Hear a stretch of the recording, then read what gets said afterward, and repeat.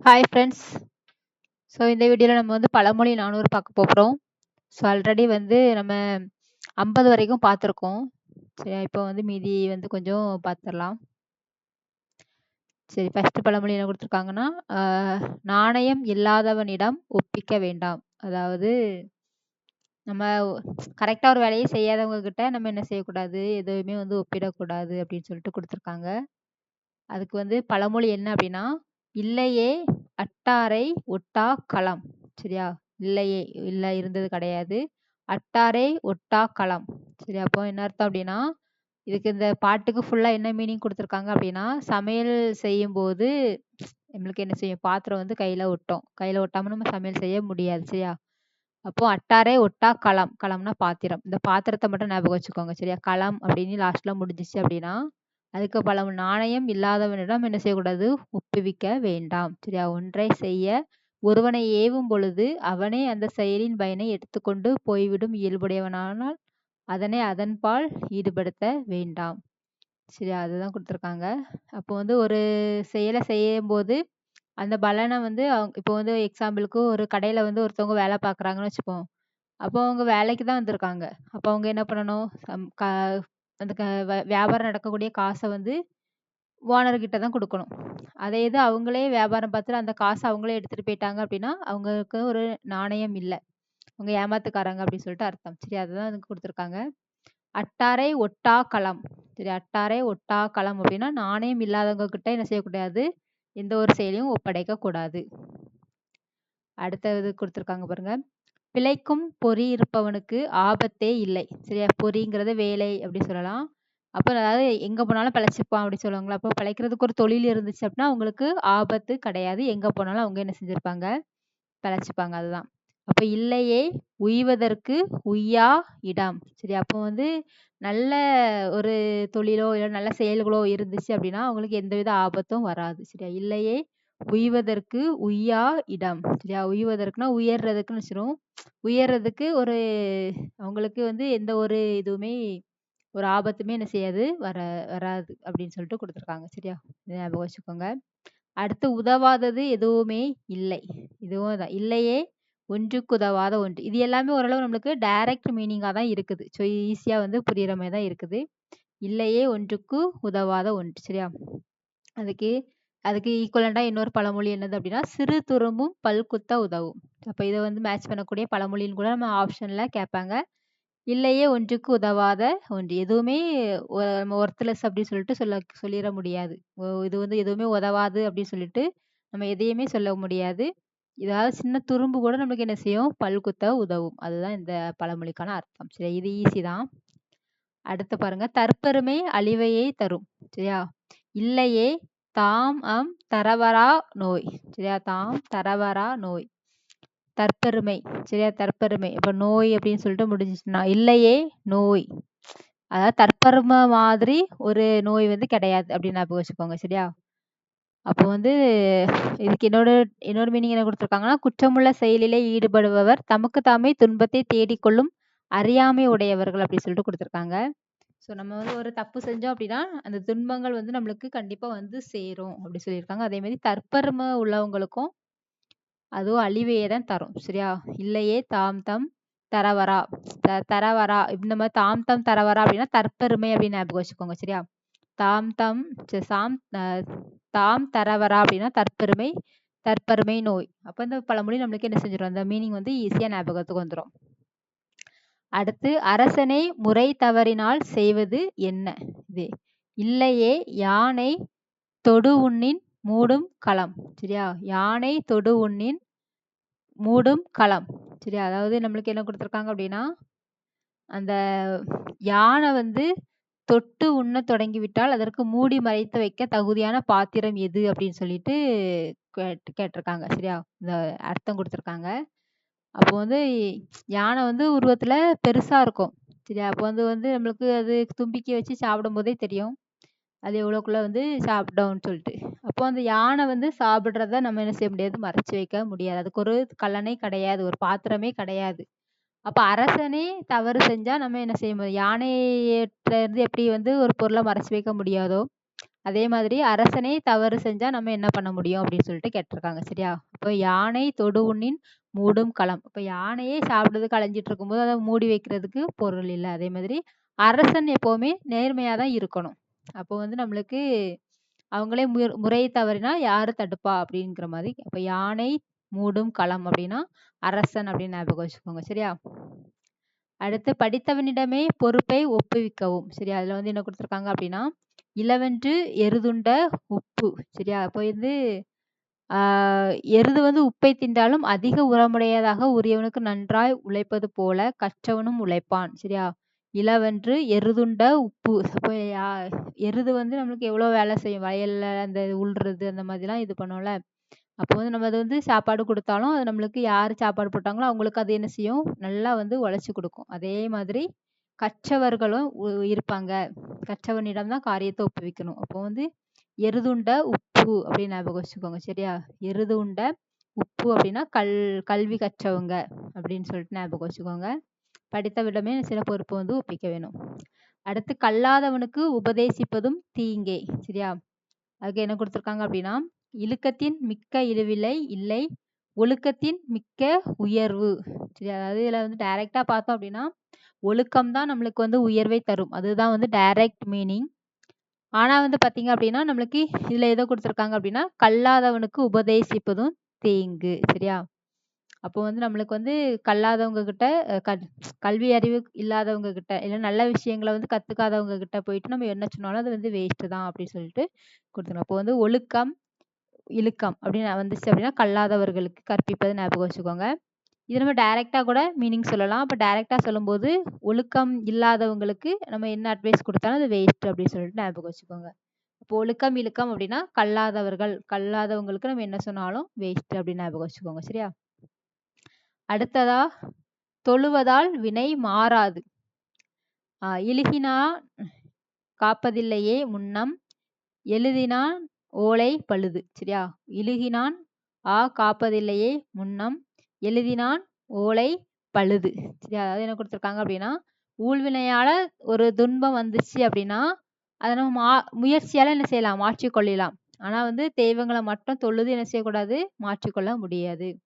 அப்போ என்ன அர்த்தம் அப்படின்னா நம்மளுக்கு ஒரு கஷ்டம் வருது அப்படின்னா அதை வந்து நம்ம அதை நினைச்சு கவலைப்பட்டுட்டு கடவுளை மட்டும் நம்பிட்டு இருக்காம அதை தீர்க்கறதுக்கு என்ன வழி உண்டு அப்படி சொல்லிட்டு அந்த முயற்சியில நம்ம ஈடுபடும் பொழுது நம்ம அதை என்ன செய்யலாம், அதை வந்து வெற்றி அடையலாம். வெறுமனே எந்த முயற்சியும் எடுக்காம கடவுள் காப்பாத்துவாரு, கடவுள் எல்லாம் செய்வாருன்னு சொல்லிட்டு இருந்துட்டு இருந்தோம் அப்படின்னா அது வந்து என்ன செய்யாது, பலன் கொடுக்காது. அதுதான் கொடுத்துருக்காங்க. இந்த இதுக்கு என்னன்னா ஓலை பழுதாக எழுதினான் அதுவனை காப்பது கிடையாது. சரியா?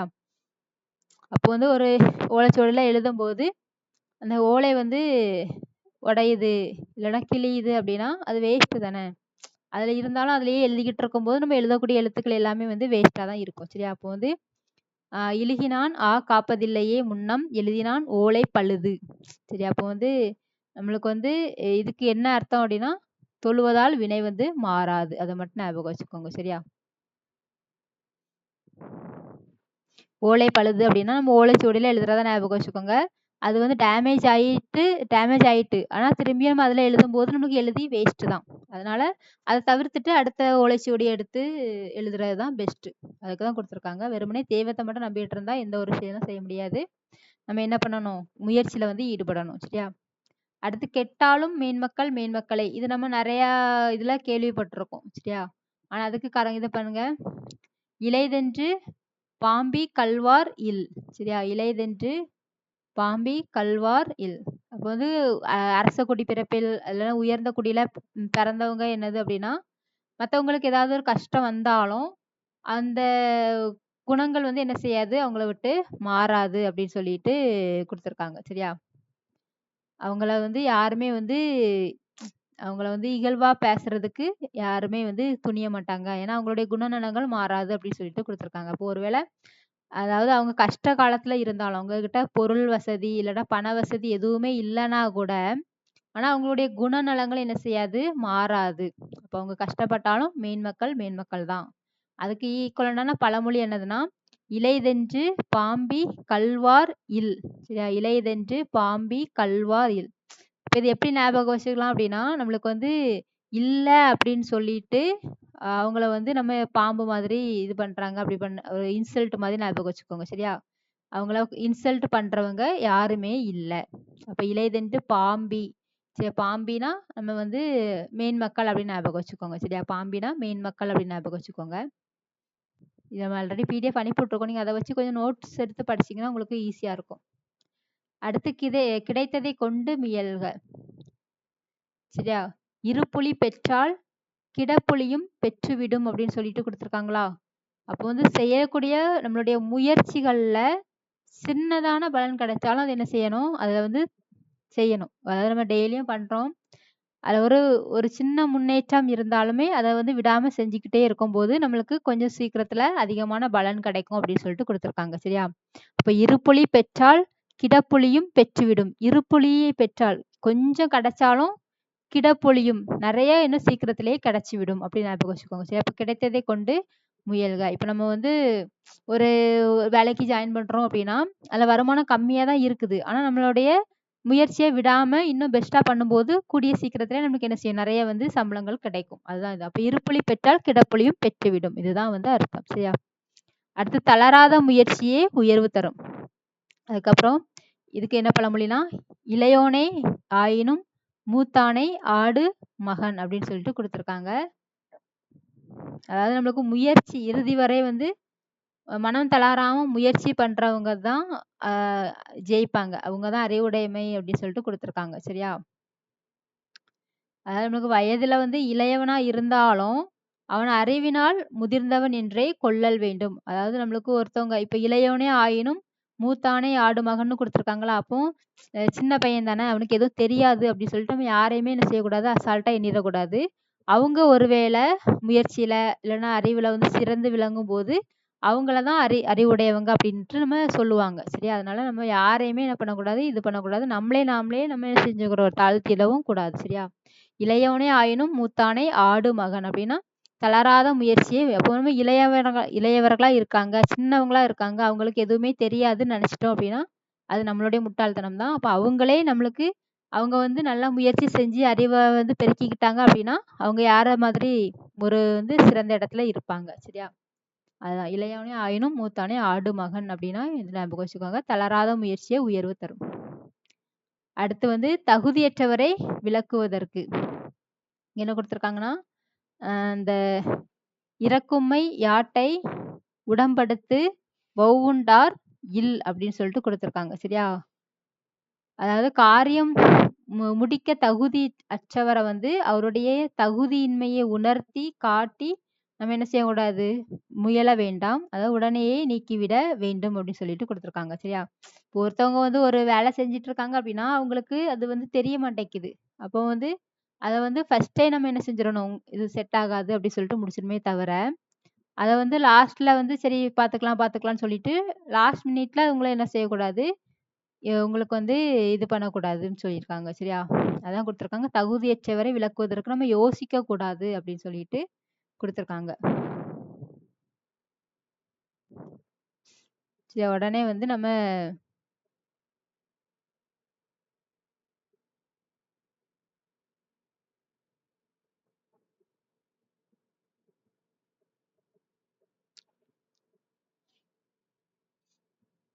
அத ஃபர்ஸ்ட்டே வந்து அவங்கள வந்து இப்போ எக்ஸாம்பிளுக்கு என்ன சொல்லலாம் அப்டின்னா, ஒரு வேலைக்கு ஆள் எடுக்கிற மாதிரி. அப்போ வந்து இன்டர்வியூலயே அவங்களுடைய கெப்பாசிட்டி எல்லாத்தையுமே செக் பண்ணி என்ன பண்ணிறணும், எடுத்துறணும். அதுக்கப்புறம் எடுத்ததுக்கு அப்புறமா நம்ம என்ன பண்ணக்கூடாது, ஒரு வேலைய முடிக்க மாட்டேங்காங்க அப்டி சொல்லிட்டு, அந்த நேரத்துல லாஸ்ட் மினிட்ல ஒரு 1 வருஷம் கழிச்சு அந்த மாதிரி பண்ணக்கூடாது அப்டின்னு சொல்லிட்டு குடுத்துருக்காங்க. சரியா? "இறக்கும்மை ஆட்டை உடம்பெடுத்து வௌவுண்டார் இல்." சரியா? அப்போ வந்து இறக்கும்மை அப்டின்னா வவுண்டார் அப்படின்னு ஞாபகம் வச்சுக்கோங்க. சரி, அப்ப வந்து இன்டர்வியூ ஞாபகம் வச்சுக்கோங்க. வவுண்டார்னா இன்டர்வியூலயே கேன்சல் பண்ணிறணும். வேலைய குடுத்துட்டு அதுக்கப்புறம் நம்ம என்ன பண்ணக்கூடாது, அது தகுதியின்மைய உணர்த்தி காட்டி என்ன செய்ய விலக்க வந்து முயல வேண்டாம் அப்படின்னு சொல்லிட்டு குடுத்துருக்காங்க. சரியா? அடுத்து இழந்ததை அடையவே முடியாது. இறந்தது பேர்த்தறிவார் இல். இது நம்மளுக்கு டைரக்ட் மீனிங் மாரி தான் இருக்குது. சரியா? இறந்தது பேர்த்து அறிவார் இல். சரி, ஒரு தடவ இறந்துட்டாங்க அப்படின்னா, அவங்கள மறுபடியும் கொண்டு வர்றது கஷ்டம். அதே தான் இங்க குடுத்துருக்காங்க. இழந்ததை அடையவே முடியாது. சரியா? அதே மாரி நம்மளுடைய உடைமைகள நம்ம தான் என்ன செய்யணும் பார்த்துக்கணும். இன்னொருத்தவங்க பார்த்துப்பாங்கன்னு சொல்லிட்டு நம்ம என்ன செய்யக்கூடாது, அசால்ட்டா இருக்கக்கூடாது. அதுவும் ஒரு அர்த்தமா குடுத்துருக்காங்க. அடுத்து கொடுக்க கொடுக்க பெருகும். இது நம்மளுக்கு தெரியும். இரைத்தோறும் ஊறும் கிணறு. இது நம்மளுக்கு தெரியுமா? இறைக்க இறைக்க தான் கிணறு ஊறும் அப்படின்னு சொல்லிட்டு குடுத்துருக்காங்க. இது நம்மளுக்கு டைரக்ட் மீனிங் தான். அப்ப வந்து நம்ம வந்து ஒருத்தவங்களுக்கு உதவி செய்றோம் அப்படின்னா, அது நம்மளுக்கு என்ன செய்யும்? மறுபடியும் நம்மளுக்கு அந்த செல்வத்த பெருக்க தான் செய்யுமே தவிர, அது வந்து குறையாது அப்படின்னு குடுத்துருக்காங்க. சரியா? அடுத்து மக்கள் விரும்புவன செய்க. சரியா? இனங்களு வேற்றினார் இல். இனங்களு வேற்றினார். இத வந்து எப்படி ஞாபகம் வச்சுக்கோங்கன்னா, ஒரு இனக்குழுன்னு ஞாபகம் வச்சுக்கோங்க. அப்ப மக்கள் கூட்டம். சரியா? இப்ப மக்கள் கூட்டம் வேற்றினார் இல்லன்னா, அவங்க வேண்டறத நம்ம என்ன செய்யணும்? செய்யணும். சரியா? அப்போ வந்து ஒருத்தவங்க ஆட்சி செய்றாங்க அப்படின்னா, மக்கள் வந்து என்ன விரும்புறாங்களோ, எந்த மாதிரியான ஆட்சியை விரும்புறாங்களோ, அவங்க வந்து என்ன செய்யணும்? அந்த மாதிரி தான் வந்து ஆட்சி செய்யணுமே தவிர, அவங்களுக்கு மாறுபட்டு என்ன செய்யக்கூடாது? நிக்கக்கூடாது. அவங்கள எதிர்த்தும் நிக்கக்கூடாதுன்னு குடுத்துருக்காங்க. சரியா? அடுத்து இனிமையாகவே பேசுக. சரி, இன்சொல் இடர்படுப்பதில். அப்ப நம்மளுக்கு இது இன்சொல்னாலே இனிய சொல்லு டைரக்ட்டா குடுத்துட்டாங்களா? இனிய சொற்கள் என்ன தீங்கு விளைவிக்காது அப்படின்னு சொல்லிட்டு குடுத்துருக்காங்க. இடர்படுப்பது இல். சரியா? இப்ப இனிமையாகவும் நன்மை தரும் சொற்களாலும் பேசுவதே சிறப்புடையது. இன்சொல் இனிதீன்றல். இது வந்து குறள். அப்ப இதுக்கு மேட்ச் ஆகக்கூடிய ஒரு குறளுடைய அடியும் குடுத்துருக்காங்க. இன்சொல் இனிதீன்றல். அதையும் ஞாபகம் வச்சுக்கோங்க. அடுத்து ஒருவனை எதிர்க்க இருவர். சரியா? அப்போ இன்னாது இருவர் உடனாடல் நாய். சரியா? அதாவது இது நம்மளுக்கு இருவர் அந்த அர்த்தம் வந்து வருதா? ஒருவனை எதிர்க்க இருவர் அப்படின்னு சொல்லிட்டு குடுத்துருக்காங்க. சரியா? அப்போ ஒருத்தவங்க ஒரு கருத்த வந்து சொல்றாங்க அப்படின்னா, ஒருவர் என்ன செய்யலாம்? மறுத்து பேசலாமே தவிர, எல்லாரும் சேர்ந்து என்ன செய்யக்கூடாது? மறுத்து பேசக்கூடாது. அவை பண்பு ஆகாதுன்னு குடுத்துருக்காங்க. இது வந்து நம்மளுக்கு ஒரு அவையில வந்து ஒரு பட்டிமன்றம்னு நெனச்சுக்கோங்களேன். பட்டிமன்றத்துல வந்து அ ஒரு நடுவர் இருக்காரு. அந்த 2 டீமும் இருக்குது. அப்போ ஒருத்தவங்க பேசிட்டு இருக்கும்போது, நடுவர் என்ன செய்வாரு? தப்புன்னு சொல்ல மாட்டாரு. ஆனா, அவங்களுடைய கருத்துக்கள வந்து கேட்டுக்கிட்டே, அது அதுன்னு சொல்லிட்டு அப்படியே மேல இதே இது இவங்க பேசிட்டு இருக்காங்கன்னு சொல்லிட்டு, ஆடியன்ஸ் எல்லாரும் எந்திரிச்சு நின்று கத்திட்டு இருந்தாங்க அப்படின்னா, அது வந்து என்ன கிடையாது? அவை பண்பு கிடையாது. சரியா? அப்ப இன்னாது இருவர் உடனாடல் நாய். அப்போ இன்னாது இருவர் உடனாடல் அப்படின்னா, உரையாடல் ஞாபகம் வச்சுக்கோங்க. அப்ப நம்மளுக்கு அந்த அர்த்தம் ஞாபகம் வந்துரும். இப்ப 2 பேர் வந்து பட்டிமன்றம், உரையாடல் அப்படின்னா, இதுல வந்து இந்த இடத்துல பட்டிமன்றம் ஞாபகம் வச்சுக்கோங்க. அப்போ ஒருத்தவங்க தான் கமெண்ட் பண்ணணும். அது நடுவர். ஆடியன்ஸ் யாரும் என்ன செய்யக்கூடாது? எதிர்த்து பேசுறது கூடாது. அப்படி பேசுறது அவை பண்பு ஆகாது அப்படி சொல்லிட்டு குடுத்துருக்காங்க. சரியா? அதனால இப்படி ஞாபகம் வச்சுக்கோங்க. அடுத்து பேயையும் பிரிய முடியாது. இன்னாதே பேயோடானும் பிரிவு. சரியா? பேய கூட பிரிய முடியாதாம். அப்போ இதுல வந்து என்ன குடுத்துருக்காங்க அப்படின்னா, நட்பு. சரியா? பேயை வந்து பிரிய முடியாது. இப்ப நம்ம நண்பனா இருந்தாலும் நம்ம நட்பு வந்து விலகாது சொல்லுவோம்ல. இப்ப நட்பு செய்றதுக்கு முன்னர் தகுதி உடையவரை நாடியே நட்பு செய்தல் வேண்டும். ஏன்னா நம்மளுக்கு நல்லதோ கெட்டதோ ஃப்ரெண்டுன்னு ஆயிட்டாங்க அப்படின்னா, அவங்க தான் நம்மளுக்கு ஃப்ரெண்டா இருப்பாங்க. அப்ப நல்ல ஃப்ரெண்டா இருந்துட்டாங்க அப்படின்னா, அது நம்மளுக்கு வந்து நல்லது வந்து செய்யும். சரியா? அப்போ பேயா இருந்தா கூட பேய் கூட ஃப்ரெண்ட்ஷிப்பா இருந்தா கூட அந்த பேய் நம்மள விட்டு பிரியாது. அப்ப நம்ம ஃப்ரெண்ட்ஷிப் பிடிக்கிறதுக்கு முன்னாடி யோசிச்சு பிடிக்கணும்னு சொல்லிட்டு குடுத்துருக்காங்க. அடுத்து கெட்டாலும் பெரியோர் பெரியோரே. ஆல்ரெடி நம்ம பார்த்துருக்கோமா? அதுக்கப்புறம் இதுல வந்து என்ன குடுத்துருக்காங்கன்னா, அ ஈடில் அதற்கில்லை பாடு. சரியா? ஈடில் அதற்கில்லை பாடு. அப்ப அவங்களுக்கு ஈடா யாருமே இருக்க முடியாது. ஈடு இல்லை அதற்கு பாடுனா கஷ்டம். கஷ்டம் வந்தாலும் அவங்களுக்கு ஈடா யாரும் இருக்க முடியாது. அப்படி ஞாபகம் வச்சுக்கோங்க. அப்ப தன் வலிமையாலும், செழுமையாலும் குறைந்த காலத்திலும் பெருந்தன்மையுடன் பிறருக்கு உதவுவார்கள். அந்த சிறியோர் அங்கனம் உதவுவார் குடுத்துருக்காங்க. சரியா? அப்ப நல்ல பெரிய மனுஷங்க அப்படின்னா, அவங்க கஷ்டப்பட்டா கூட, அவங்க வறுமையில இருந்தா கூட, மத்தவங்க யாராவது உதவின்னு வந்துட்டானா, அவங்களுக்கு என்ன செய்வாங்களாம்? செய்வாங்களாம். ஈடு அதற்கில்லை பாடு. அப்ப அவங்களுக்கு இணை யாருமே கிடையாது. யாருக்கு? பாடு அப்படின்னா ஞாபகம் வச்சுக்கோங்க. கஷ்டம் அனுபவிக்கக்கூடிய பெரியோர் அப்படின்னு ஞாபகம் வச்சுக்கோங்க. அடுத்து எப்போதும் பொறுக்க முடியாது. ஈனுமோ வாழை இருகால் குலை. சரியா? வாழை வந்து 2 கொலைய வந்து ஈனுமா? ஒரு வாழை மரத்துல ஒரு கொலை தான் என்ன செய்யும்? வரும். சரியா? அப்போ அதே மாதிரி 2 இது அப்போ எல்லாத்துக்குமே ஒரு எல்லை உண்டு ஞாபகம் வச்சுக்கோங்க. அப்போ வாழை வந்து எப்படி 2 கொலைய வந்து குடுக்காதோ, அதே மாதிரி எல்லாத்துக்கும் ஒரு லிமிட் வந்து இருக்குது. அப்ப சான்றோர் பிறர் செய்த குற்றங்களை பொறுப்பார்கள் என்றாலும், அவர்கள் பொறுமைக்கும் ஒரு எல்லை உண்டு. சரி, அப்போ இவங்க வந்து ரொம்ப பொறுமையா இருக்காங்கன்னு சொல்லிட்டு, அவங்கள என்னனாலும் சொல்லலாம் அப்படின்னு சொல்லிட்டு கிடையாது. அவங்களுடைய பொறுமைக்கும் என்ன செய்யுது? ஒரு எல்லை உண்டு. அது அப்ப ஈனுமோ வாளை, இருகால் குலை. அப்ப எல்லாத்துக்கும் லிமிட் உண்டு அப்படின்னு ஞாபகம் வச்சுக்கோங்க. சரியா? எப்போதும் பொறுக்க முடியாது. சரி, இன்னைக்கு ஒரு 20 பழமொழி பார்த்துருக்கோம். மீதி வந்து நம்ம நாளைக்கு வந்து பார்க்கலாம்.